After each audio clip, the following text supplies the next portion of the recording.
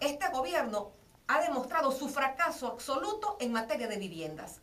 Cuando en cualquier periodo quinquenio pasado se ejecutaban 300.000 viviendas, 350, 340, 360, el que menos ejecutó 304.000 viviendas, que fue el segundo gobierno de Carlos Andrés Pérez. Pero entonces resulta que este gobierno no ha ejecutado sino 300.000 viviendas en todo lo que va de 12 años de gestión. Tenemos un gobierno que no le ha hecho mantenimiento a la vialidad, tenemos un gobierno que ha descuidado las redes hospitalarias. El hospital de aquí de Tinaquillo, por ejemplo, ¿en qué condiciones está? Los mismos tinaquilleros lo saben y son los que pueden decirlo. Mejor que yo misma, los tinaquilleros que viven aquí, que sufren día a día la inclemencia de un hospital que no tiene ambulancia, que los ascensores no sirven, que no hay medicamentos, que no hay insumos de ninguna naturaleza y hasta el recurso humano cada día es menor. ¿Por qué es esto? Bueno, porque no tienen buenos salarios, porque no se sienten recompensados con el trabajo que están haciendo, que además es un trabajo además esforzado, porque son personas que duran 24 horas metidas en un hospital atendiendo pacientes. La corrupción en este país no tiene límites ni precedentes. No podemos justificar corrupciones de una u otra forma diciendo que los 40 años. No, la corrupción está aquí palpable y resulta que tenemos unos poderes públicos que no son autónomos, que no son independientes y que no se corresponden con los intereses del pueblo venezolano. Recientemente salieron por allí al tapete unos informes de corrupción del gobierno regional. Fueron llevados a la Comisión de Contraloría de la Asamblea Nacional. Acá parece que una cantidad de ayudas no se le habían dado a las personas indicadas y cuando le fueron a preguntar aquellos nombres fantasmas y de repente eran verdad, era verdadero, era un nombre de fulano de tal. Por ejemplo, Alfredo Chejade, me vinieron a preguntar a mí de la Contraloría General y yo le dije, pero es que yo nunca recibí la ayuda. Y así como eso, muchas situaciones irregulares. Que el gobernador lo dijo, que esto es mentira de lo que se le está hablando, de lo que se le está diciendo, de lo que se le está presuntamente imputando. Claro, la realidad de esto. En principio dijo que había cometido errores. Primero lo que hay que decirle al gobernador es que no son errores. Esos son hechos de corrupción, que es una cosa muy distinta a un error. Y tus errores los asumes como hechos de corrupción, entonces ¿cómo es que dices que los corregiste? Porque destituiste a un funcionario y no es cierto, el funcionario todavía ejerce sus funciones. Bueno, entonces la Comisión de la Contraloría de la Asamblea Nacional tendrá que definir. Yo simplemente cumplo con mi responsabilidad para lo cual los cojedeños me eligieron. ¿Cuál es mi responsabilidad? Bueno, llevar esto a las últimas consecuencias. Y las últimas consecuencias es que la Comisión de Contraloría de la Asamblea Nacional tenga conocimiento. Y estos informes están en manos del diputado César Rincones, que es el diputado miembro de la Comisión de Contraloría de la Asamblea Nacional de la unidad, para preservarlo en manos de quien sabemos que efectivamente puede... Ahora yo le pregunto, diputada, el que tenga responsabilidad, el cable pelado, ¿qué va a pasar? Tiene que hacer responder y tiene que haber una justicia que le reclame para que responda por su irresponsabilidad. Pero entonces no tengas temor de que escudriñen esa denuncia, de que esculquen a ver dónde está el responsable, sino que el periodista tiene razón y que la Contraloría del Estado en efecto realizó tales averiguaciones y resultaron tales resultados, valga la redundancia, entonces habrán unos funcionarios que tendrán que responder por esos hechos de corrupción. Quiero decir algo, diputada, que su palabra vaya adelante y me disculpa que le interrumpa, caramba, pero es que aquí tenemos un alcalde que cada vez dice que la alcaldía está quebrada, que el dinero no llega. Es tanto así que el alcalde ha dicho y lo ha pregonado sus seguidores en radios que, bueno, que tienen allí complacientes, que tuvieron que cambiarle el nombre al municipio Tinaquillo, municipio Falcón por municipio Tinaquillo, porque el dinero que llegaba a otro estado. Tuvieron que haber llegado, porque si no, entonces vamos a reclamarle al gobernador, porque no han enviado los recursos al municipio Falcón cuando el Consejo Legislativo del Estado Cogede aprobó esa distribución de recursos para todos y cada uno de los municipios, tal cual como la Asamblea Nacional lo destinó. Entonces, no digas que no te los han enviado, pues, pero no vengas a decir que no recibiste el dinero, porque no es cierto.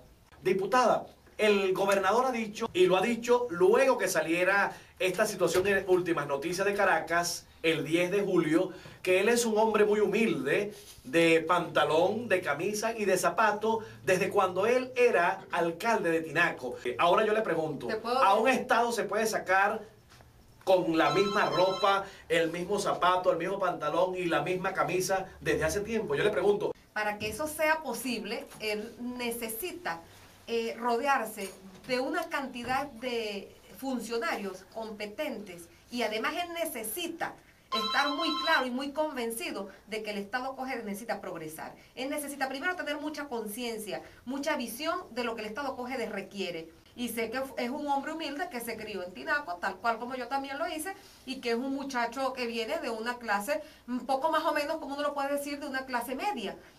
Pero eso no quiere decir que por esa razón tú seas mejor o peor o no seas corrupto o si lo seas. El hecho de ser humilde no te hace corrupto y el hecho de ser humilde no te exonera de serlo, ni tampoco te exonera de haberte rodeado de las personas que no son las más idóneas para que gobiernen un Estado. Él debería estar revisando ese informe y debería estarse percatando, yo creo que a estas alturas ya es tarde incluso, de que tiene unos funcionarios allí que no le son efectivos y que le están haciendo un grave daño al Estado. No es al gobierno, es al Estado. La situación del comandante Rojas Balsa cuando se pronunció como director de el gobierno regional sobre la situación irregular de la policía. Esto es una alerta, esto es el comienzo de la debilidad del gobierno de Teodoro Bolívar, yo le pregunto. Claro que esa es una alerta, por supuesto, pero además es una alerta también para los órganos competentes en apertura de averiguaciones. Aquí debe haber una fiscalía que por noticia criminis debió haber aperturado la averiguación cuando el Rojas Balsa inmediatamente hizo la denuncia por una radio y creo que por otras radios también hizo otros llamados. Él estuvo en un programa donde yo le oí algunas de las cosas que dijo. Pero el mismo Rojas Balsa, al hacer esa denuncia públicamente por la radio, por los medios de comunicación, él tiene la obligación absoluta de ir a los órganos competentes, a la Fiscalía y la Contraloría, a consignar esa denuncia. No es solo ir a la radio, no es hacer denuncias publicitarias, mediáticas, es hacer una denuncia ante los órganos competentes que te corresponden. Yo no la voy a hacer porque no tengo las pruebas en la mano. Nuestra invitada acá, la doctora Degni Fernández, diputada por el Estado Cojedes en la Asamblea Nacional. Chejade, dice por acá, ¿cómo ves tú los policías del IAP? Aparte de que nos pagan, de que no nos pagan puntual, también nos tienen comprando uniformes y reparando las unidades para trabajar. La situación de la inseguridad, la situación que vive la policía del Estado Cojedes, que para nadie es un secreto, que los muchachos hasta las balas, los proyectiles tienen que comprarlo para mantener operativo el servicio policial en las comunidades, porque ellos lo han dicho y se lo dicen a uno. A lo mejor usted también le dicen, caramba, que nosotros somos policía donde nos paremos, pero ni siquiera un sueldo digno, ni viviendas, ni nada. ¿Qué es lo que está pasando, diputada? ¿Qué sabe usted? ¿Qué maneja usted? Pero totalmente desatendidos. No tienen un sueldo digno, no tienen una vivienda digna, tienen que comprar su uniforme y sus botas. Tienen que comprar los proyectiles para poder ejercer la defensa del Estado. Yo creo que estos hombres y mujeres son unos grandes héroes del Estado.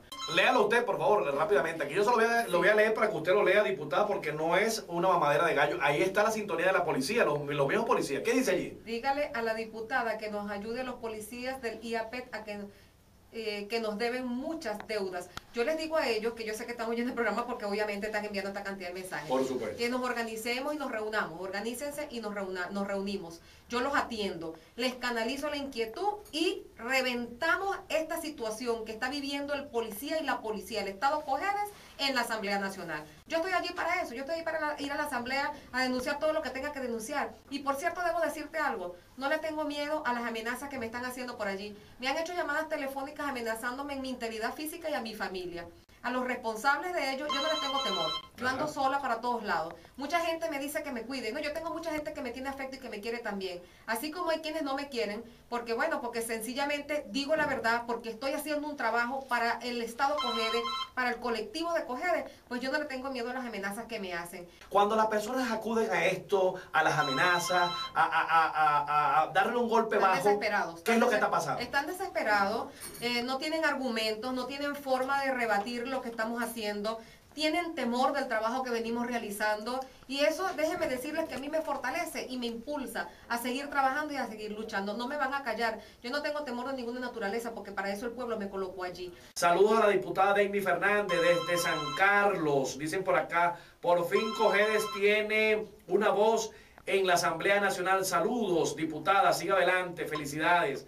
Diputada, ¿qué pasó con este dinero para los educadores estadales, el magisterio de educación estadal que está esperanzado, a los que votaron ahora que no se llaman jubilados, sino, ¿cómo es que le dicen ahora? Bueno, tercerizados, no sé, desincorporados. Bueno, pero por allí hubo una diputada que dijo que sale a rebatir cuando salimos a reclamar en la plenaria de la Asamblea el caso de los educadores que están en proceso de jubilación, que esa era una figura creada en la Cuarta República. Pero lo importante es que le resuelvan a los educadores que están en proceso de jubilación su problema. O sea, les quitan las cestas ticket, les quitan parte del bono vacacional, les suspenden el sueldo y le pagan 8 o 9 días después. Entonces, mira, quien tiene la nevera llena en su casa, full de comida, no tiene ningún problema. Pero quien vive de un sueldo, de esperar cobrar la quincena para ir al mercado y comprar lo que en la semana te comes, sí tiene problema. Porque tiene una familia allí que está dependiendo del sueldo de ese educador para poder resolver sus problemas en su casa, sus hijos, para mandar a sus hijos al colegio, para mandar a los hijos a la universidad, para comprar el mercado y la comida del día a día. Es irresponsable entonces salir a decir no, que porque la Cuarta República creó una figura. La próxima semana probablemente esos educadores puedan ser oídos nuevamente en la Comisión de Desarrollo Social porque no ha habido cumplimiento de los compromisos adquiridos. Diputada, la gente pide a gritos Ayuda. el tema de la inseguridad, por favor, la inseguridad que la atiendan, las ayudas, las viviendas. A la vuelta de la esquina los barrios no están consolidados, es un clamor. El presidente Chávez habla del buen vivir. ¿Qué es lo que está pasando, diputada? Que estas cosas que dice el presidente Chávez parece que no llegan al Estado. Lo que está pasando es que hay una cantidad de gobernantes que están encargados de llenarse el bolsillo, de enriquecerse, de defender su propio peculio y su propio patrimonio, que no están pendientes del clamor del pueblo, no están pendientes de esos habitantes de los ranchos, no les importa que los demás tengan o no tengan agua, porque ellos les mandan un cisterna a su casa porque tienen un tanque de agua de 14.000, de 20.000, de 50.000 litros de agua, porque cualquiera va y les lleva una cantidad de agua, no les importa porque tienen plantas eléctricas en sus casas y en consecuencia no les importa que haya energía eléctrica o no en el municipio o en el estado. No les importa que haya inseguridad porque ellos tienen escoltas y tienen choferes. Ellos no se bajan de los vehículos si no van por lo menos con 2 hombres atrás. Ellos no salen sus hijos de la casa si no van con unos escoltas o con unos choferes. No les importa lo que el pueblo está viviendo y no les interesa lo que el pueblo está viviendo porque a ellos lo que les interesa es llenarse sus bolsillos de real y de más real. Bueno, lo de la vialidad, yo no sé cómo andarán en los vehículos, cómo se manejarán para no caer en los huecos, pero generalmente andan en helicópteros y en avión. Dice por acá, auxilio, la gente de Hacienda, de la Gobernación, que piense un poquito, caramba, en nosotros, chejada, de los educadores, los contratados de la Gobernación, somos padres y madres de familia, por favor, que nos paguen.